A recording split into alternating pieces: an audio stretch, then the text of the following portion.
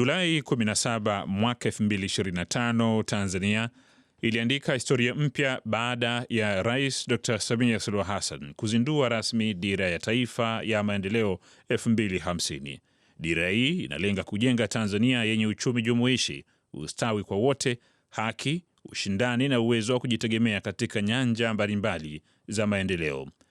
Uzinduzi huo ulihitimisha rasmi safari ya utekelezaji wa Dira ya Taifa ya Maendeleo 2025 iliyoweka msingi wa mageuzi makubwa ya kiuchumi yaliyowezesha Tanzania kufikia hadhi ya nchi ya kipato cha kati kupitia uwekezaji katika kilimo, viwanda, miundombinu na teknolojia. Mageuzi kwa ajili ya kukuza uchumi jumuishi na uzalishaji wa ajira.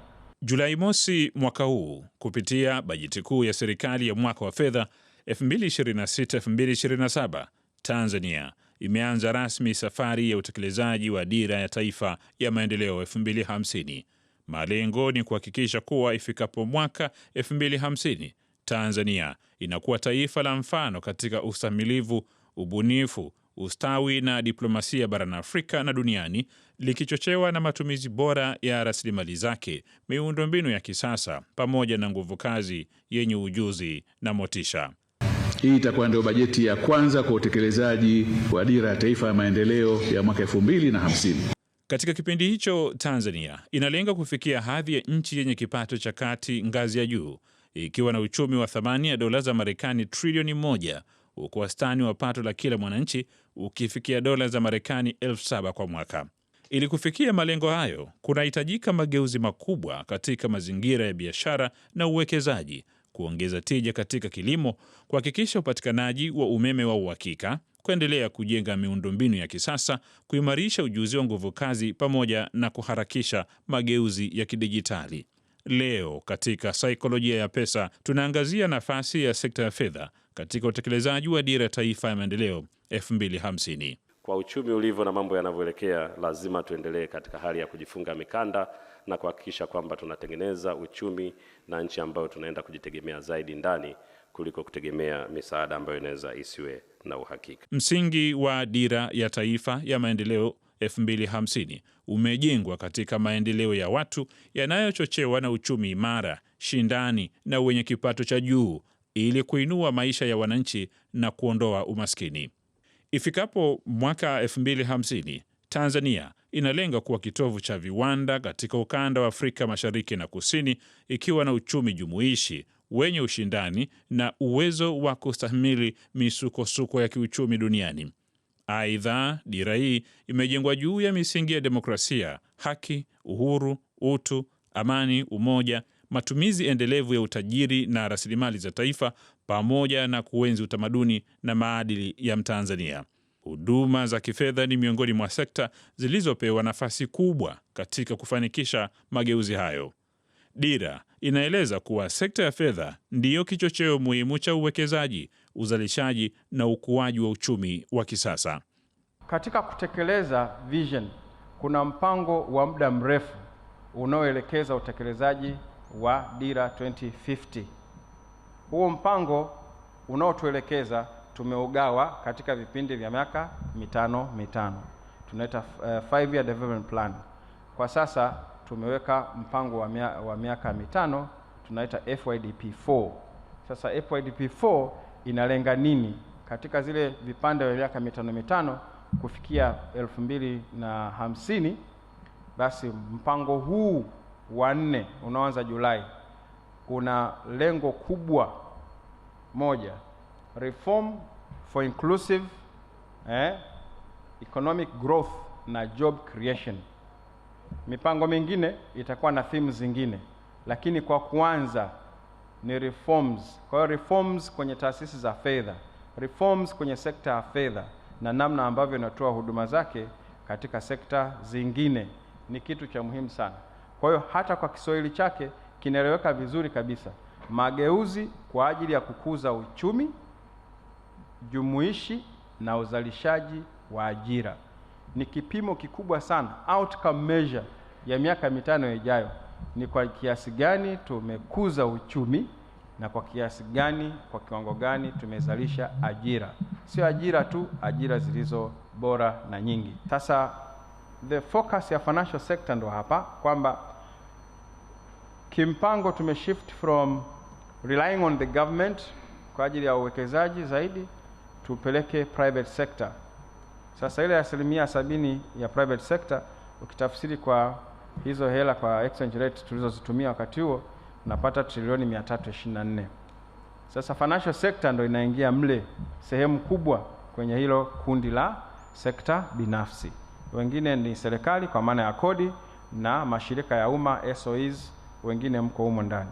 Kwa leo nitafocus zaidi kwenye private sector kwa sababu sehemu kubwa ya tasnia ya fedha inaingia hapo, ingawa tunafahamu hata kama ni mashirika ya umma wanaingia kwenye sehemu ya financial sector pia. Tukiona hii namba maana yake ni to the financial sector, this is the money, sio? We need to follow this money, we need to chase this money, whether ni deposits, whether ni pensions, whether ni insurance premiums, whether ni mikopo, whether ni remittances, digital money, that aggregate in terms of creating the capital for the country ndo inaingia kwa mtindo huo. Kwa hiyo tuone ni fursa zaidi kwa financial sector kwa ajili ya mobilize na kuinvest. Kama ni swala la mitaji katika taasisi zetu za fedha, capital adequacy, ukubwa wa mitaji yetu, maana lazima tuwekeze katika taasisi zetu za fedha, tutafika wapi? Kama ni swala financial inclusion, je, tutazidisha 90%? Kwa sababu watu wengi lazima wawe included, watumie hizo huduma za kifedha, sio access tu, watumie huduma za kifedha. Na kwa sababu tunaamini wakitumia huduma za fedha ni kweli tutachochea ukuaji.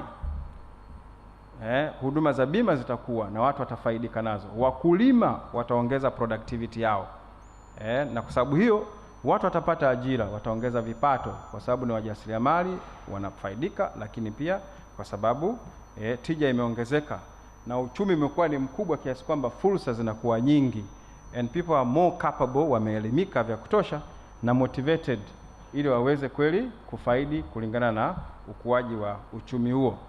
Kadri idadi ya watu na ukuaji wa miji unavyoendelea kuongezeka, ndivyo mahitaji ya huduma za kifedha, bima na uwekezaji yatakavyoongezeka. Huduma hizi zinatarajiwa kuongeza upatikanaji wa mikopo, kukuza utamaduni wa kuweka akiba, kuongeza uwekezaji, kuimarisha ujasiriamali na kurasimisha shughuli nyingi za kiuchumi.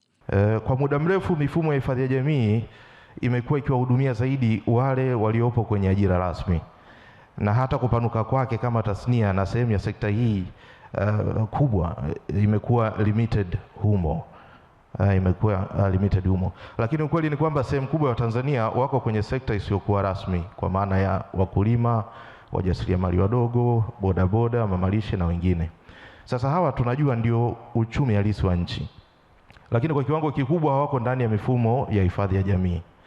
Ninavyoelewa mimi, dira 2050 inaleta mabadiliko makubwa ya kimtizamo kwenye hiyo aspect, kutoka kuwa na selective coverage kwenda kwenye inclusive social protection system. Sasa hii ina maana kwamba kila Mtanzania bila ya kujali aina ya ajira au kipato chake anapaswa kuwa na nafasi ndani ya mfumo wa hifadhi ya jamii, and in consequence ukubwa wa tasnia ya hifadhi ya jamii kama sehemu ya sekta hii kubwa ya fedha nao unakuwa. Kwa hiyo ni namna ambavyo naiona tasnia yetu sisi ya hifadhi ya jamii ikiwa part ya financial sector ikiweza kujileverage kupitia uwepo wa hii dira ya maendeleo ya 2050. Ili kuhakikisha hili, kuna mambo matatu ya msingi ya kufanya kwa msaada wa dira hiyo ya 2050.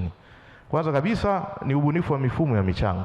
Tujitahidi kwa kadri tunavyoweza kuwa inclusive. Yaani ile element ya inclusion inadondoka tena hapa sasa. Tunapaswa kuwa na mifumo iliyo tayari kupokea michango midogo midogo inayolingana na uhalisia wa kipato cha wananchi wa kawaida wanaolengwa kujumuishwa. Dira hii 2050 inahubiri hilo. Kama unataka kulenga accommodate kila mtu awe part ya tasnia yako ili na wewe uweze kuwa in leverage tu uwepo wa hiyo dira 2050, basi usiishie tu kutaka kupokea michango ambayo ni size ya wale ambao wameajiriwa, maafisa kutoka kwenye mabenki, mawizara na maeneo mengine. Ni lazima tune katika namna unaweza ukawa inclusive, ukawabeba hata hawa wadogo niliowataja, machinga and what not, kwa udogo wa michango yao, ukawafanyia huduma ya hifadhi ya jamii. Lakini na wewe kama tasnia na part ya sekta ya fedha katika nchi ukaweza kukua in leverage to uwepo wa hii dira ya maendeleo ya 2050. Kutoa elimu ya fedha na kuweza kuleteleza element ya uaminifu ili wale tunaotaka kwenda kuwafikia ambao si part ya social security mpaka sasa wasione kama wanapangwa ili wakapigwe, yani wakaibiwa hela.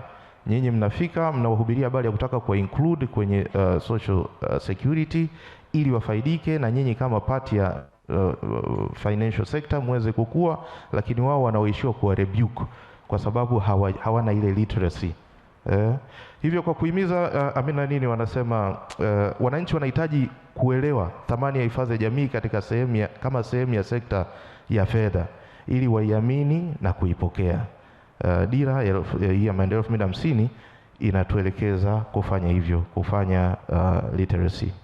Ili kuweka msingi wa mageuzi hayo, mwaka 2020 serikali ilizindua mpango mkuu wa maendeleo ya sekta ya fedha wa Tanzania, yaani Financial Sector Development Master Plan 2020 to 2021, 2029 to 2030. Mpango huu wa miaka 10 unalenga kuboresha mfumo wa fedha nchini kwa kuongeza upatikanaji wa mikopo nafuu, kuimarisha masoko ya fedha na kuwezesha sekta hiyo kuchangia kikamilifu maendeleo ya uchumi. Mpango huu umejengwa katika nguzo kuu 4. Kwanza ni ujumuishaji wa kifedha, kuhakikisha wananchi wengi zaidi wanapata huduma rasmi za kifedha. Pili ni kuimarisha uthabiti wa sekta ya fedha kupitia mifumo madhubuti ya usimamizi, udhibiti wa vihatarishi na usalama wa kidijitali. Tatu ni kuendeleza masoko ya fedha ikiwemo soko la hisa, mifuko ya pensheni na vyanzo vya uwekezaji wa muda mrefu kwa ajili ya kufadhili miradi mikubwa ya maendeleo. Na 4 ni ulinzi wa mtumiaji wa huduma za kifedha, kuhakikisha haki za wateja zinalindwa na migogoro inatatuliwa kwa haki na kwa wakati. Katika ule mpango Financial Sector Master Plan ilitaka by 2030 at least 50% ya Watanzania wawe na angalau one insurance policy. Pia by 2030 GDP contribution iwe at 3%. By 2030 tuwe tuna demand driven products, financial services products, either it's insurance, kama ni capital market, kama ni from VSLA, I mean Village and Social and Loan Association, tunaziita vikoba. So ni demand driven, yani watu wanazozihitaji. By 2030 tuwe na strong distribution channel, kwamba tukizitayarisha hizo products tuzidistribute kwenye strong distribution channel ambayo inakuwa ina combination either traditional, digital au kitu kingine. Na by 2030 hizo products ziwe simple kwa watu, yani ni rahisi mtu kuielezea, kuipata, na vile vile affordability. Nadhani hiyo ni rahisi. Affordability kwa Kiswahili tunasema ziwe zinapatikana kwa bei ambayo kila mmoja anaimudu, sio cheap but affordable. Sasa hizo ni baadhi ya aspiration, na pia baadhi ya products. By 2030 tuna product ambazo zina address pia kwenye agri, kwa sababu tunajua tunapo address issue yote ya kukua kwa uchumi na vitu vingine, kilimo, na bila kusahau by 2030 tufikie kutoa product ya afya kwa walio wengi kama universal health cover. Sasa where are we now? 5 years down the line, tumeshapita miaka 5, tunaona GDP contribution iko 2.1. Lakini kwa nini imekuwa 2.1? Ilitoka kwenye 0.8 somewhere there. Na kitu kikubwa kilichofanyika katika mpango uliopita ni inclusivity. Imefanyika jitihada kubwa kuenhance financial inclusivity. Ina maana ujumuishaji wa kifedha umemgusa kila mtu. Ingawa nafahamu kwamba bado hatujafikia vilivyo, lakini at least inclusivity imefanyika, na tumeona kwenye survey ya Finscope 2023 inasema at least 76% ya Watanzania wanaweza kuaccess huduma za kifedha. Hii imetokea kwa sababu ya ujumuishwaji. Na vile vile kitu kingine ambacho kimefanyika vizuri kwenye mpango hiyo Financial Sector Master Plan ni strengthens regulatory framework. Na kitu kikubwa ambacho pia kimefanyika vizuri ni institutional capacity building. Limeendelea kufanyika across the line kwenye financial sector kutokana na mpango wetu, na kikubwa na kizuri ambacho kilifanyika kwenye Financial Sector Master Plan ya 2020-2030 ni financial infrastructure development. Kila mtu sasa hivi hapa ukitaka kununua voucher, ukitaka kulipa bills, unaenda tu kwenye simu yako ya mkononi, una transact. Na watu hawajaishia hapo, unaweza ukascan QR code, kuna malipa numbers, kuna nini. Hiyo infrastructure development iliyofanyika imesaidia payment system. Lakini pia kuna challenge ili tuweze kualign na mpango wetu National Vision ya 2050. Kwanza, challenge iliyokuwepo ni limited deepening of financial market. Na vile financial literacy gap, tumejitahidi, gap bado ipo. Kuna makundi ambayo hayajafikiwa, yafikiwe zaidi, na vile especially sasa hivi youth and women na wale makundi yanayoishi pembezoni. Na kikubwa ambacho tunatakiwa tukifanya sasa, kwa sababu kuna Vision 2050 ya serikali ya taifa, ni alignment. Tuna financial sector master plan, alafu imeshakuja hii. Lazima tualign master plan aspiration tulipofikia, tualign na 2050. Tuangalie zipi zimebaki, tufanye alignment. Hata hivyo, kufanikisha malengo ya mwaka 2050 kunahitaji kuendelea kufanya maboresho ya sera, sheria na kanuni, kuimarisha miundombinu ya kidijitali pamoja na kupunguza gharama za upatikanaji wa mikopo. Hatua hizi zitasaidia kujenga mfumo wa fedha uliojumuishi, wenye ufanisi na unaochochea ukuaji wa uchumi. Tumsikilize mwananchi anapolalamikia riba kuwa kubwa ya mikopo. Tusimjibu kwa takwimu za kiuchumi peke yake. Sababu tunaposikiliza malalamiko ya watu wanasema, lakini uchumi umekuwa, takwimu zinasema hivi, mpaka hapa tumefika hivi, financial inclusion mpaka hapa. Lakini tumsikilize kwa dhana yetu ya ndani, kwa dhana ya wao wanalalamikia kitu gani. Kwa mtu wa kawaida, gharama ya mkopo inajumuisha riba, ada, bima, masharti, dhamana na muda unaotumia kuupata mkopo wenyewe. Hiyo ndio gharama kubwa ya mikopo kwa watu wetu. Sasa ili kuisaidia sekta isiyo rasmi, tuwe na mipango ya kuhakikisha taasisi zote za kifedha zinaimarisha uwazi kuhusu gharama za mikopo inayotolewa kwa wananchi. Mwananchi apewe taarifa sahihi na kwa lugha nyepesi, kiasi atakacholipa kwa kipindi gani na kwa gharama gani, kabla hajafanya uamuzi wa kuchukua mkopo husika. Nipende pia kutoa rai kwa taasisi za fedha kuongeza ushindani katika utoaji wa mikopo na kuacha kutegemea aina za dhamana ambazo wananchi walio wengi hawana. Mathalan, wanawake na vijana walio wengi hawana hati za nyumba,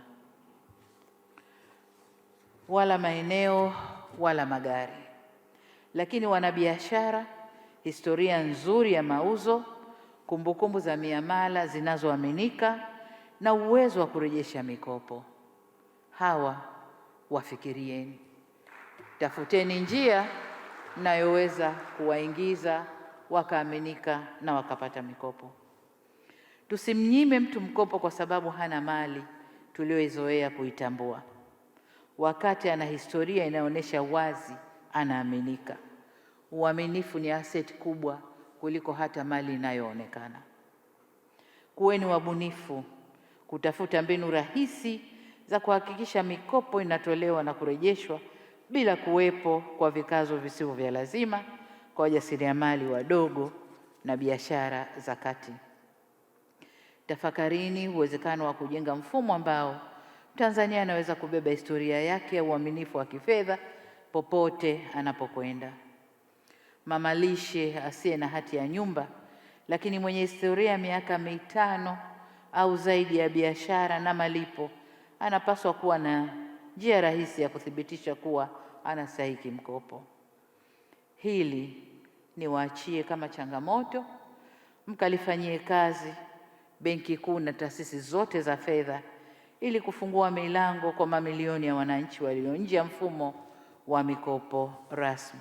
Kwa upande wa serikali, jukumu lake linaendelea kuwa kusimamia matumizi bora ya rasilimali za umma, kuboresha mazingira ya biashara na uwekezaji, pamoja na kuimarisha ukusanyaji wa mapato ili kugharamia maendeleo ya taifa. Katika kuimarisha ufanisi wa matumizi ya rasilimali za umma na kujenga taasisi zinazojitegemea zaidi kifedha, Utegemezi wa ruzuku za serikali kwa taasisi zisizo za biashara umepungua kwa wastani wa 12.8 katika kipindi cha miaka 5 iliyopita. Na katika hili Mheshimiwa Rais, tutakuwa tunafanya review labda kwa wakuu wa taasisi na wenye viti wa bodi waliopo hapa. Tumekubaliana na wenzetu wa Wizara ya Fedha kwamba tutafanya further review ili kuangalia taasisi zingine ambazo tutazikatia utegemezi au kupunguza sana utegemezi wa serikali, especially kwenye pesa za mishahara na pesa za matumizi ya kawaida. Tunazungumzia juu ya PE na juu ya OC. Zoezi hili tunatarajia kwamba tutalifanya mapema mwezi huu wa 7 tukishirikiana na Wizara ya Fedha, kwa sababu tunafikiri pia hiki kipindi kwa uchumi ulivyo na mambo yanavyoelekea, lazima tuendelee katika hali ya kujifunga mikanda na kuhakikisha kwamba tunatengeneza uchumi na nchi ambayo tunaenda kujitegemea zaidi ndani kuliko kutegemea misaada ambayo inaweza isiwe na uhakika. Mpango wa maendeleo ya taifa wa mwaka 2026 ni nyenzo ya kwanza katika kuanza utekelezaji wa mpango wa 4 wa maendeleo ya taifa wa miaka 5 2026-27 ya hadi 2030-31 na dira 2050. Aidha, serikali imekamilisha nyenzo zote muhimu za utekelezaji wa dira 2050. Nyenzo hizo ni pamoja na mpango elekezi wa muda mrefu, yani long term perspective plan 2026-27 hadi 2050-51, mpango wa 4 wa maendeleo ya taifa wa miaka 5, fourth five-year development plan 2026-27 hadi 2030-31, mwongozo wa kitaifa wa uundaji mipango, mwongozo wa kitaifa wa uidhinishaji wa miradi ya maendeleo, mwongozo wa kitaifa na ufuatiliaji wa tathmini ya miradi ya maendeleo, yani National Monitoring, Evaluation, Learning and Accountability Framework, na mkakati wa mawasiliano wa dira 2050 wa miaka 5, yani 2026-27 hadi 2030-31. Kwa hivyo, Mheshimiwa Spika, kufuatia kukamilika kwenye nyenzo hizo, utekelezaji wa dira 2050, kazi iliyo mbele yetu sasa ni moja tu, nayo ni kutekeleza. Tumeshapanga na Mheshimiwa Rais kwa mara ya kwanza amekamilisha dira kwa wakati. Mwaka 2020, mwaka 2000 kamili tulikuwa na dira tu, hatukuwa na nyenzo za utekelezaji. Zimekuja kupatikana miaka 10 baadaye. Safari hii dira ipo na nyenzo zote za utekelezaji zipo. Kwa hiyo, Mheshimiwa Spika, kama ambavyo umetuasa mara zote, sote, serikali, sekta binafsi, wabunge na wananchi wote, kazi iliyopo mbele yetu sasa ni moja tu, kutekeleza. Dira yetu ya 2050 haitakamilika kwa mipango na utajiri wa rasilimali kama alisoma mmoja kati yetu pale, bali itatekelezwa kwa namna rasilimali hizo zitakavyosimamiwa, kulindwa na kugeuzwa kuwa fursa, huduma na maendeleo kwa wananchi. Hatuhesabu tu kwamba tuna nini, tuseme mashamba tuna ekari 30,000, lakini ekari 30,000 hazizalishi, hazina thamani, isipokuwa wewe unalipa tu kila mwaka kule ardhi, lakini zenyewe hazizalishi. Hiyo sio maendeleo. Naomba tutafsiri kauli mbiu hii, kila taasisi kwa kazi yake. Sisi Waswahili tunasema mipango si matumizi. Sasa maofisini kwetu huko tuna mipango mingi, mikakati, wasa nini, sera, mikakati, sijui kauli kabambe, mipango kabambe, kauli mbiu, lakini zipo tu. Sasa mipango yote hayo si matumizi. Tumetengeneza dira yetu nzuri sana 2050, perfect. Ndani yake tukaunda mipango ya maendeleo ya muda mfupi na muda mrefu, mipango ya miaka 5 unaotokana na dira, lakini pia mipango yetu ya mwaka mmoja mizuri sana. Na juzi Kitila ananiambia tumemaliza nyenzo zinazoongoza utekelezaji wa dira, tunakuomba uje uzizindue. Kwa hiyo tutakwenda kuzindua na nyenzo. Lakini yote haya hayataleta impact wala maendeleo ya nchi kama hakuna kuitafsiri, kutathmini na kusimamia utekelezaji wake. Kwa hiyo tujipange kwenye utekelezaji wa dira yetu.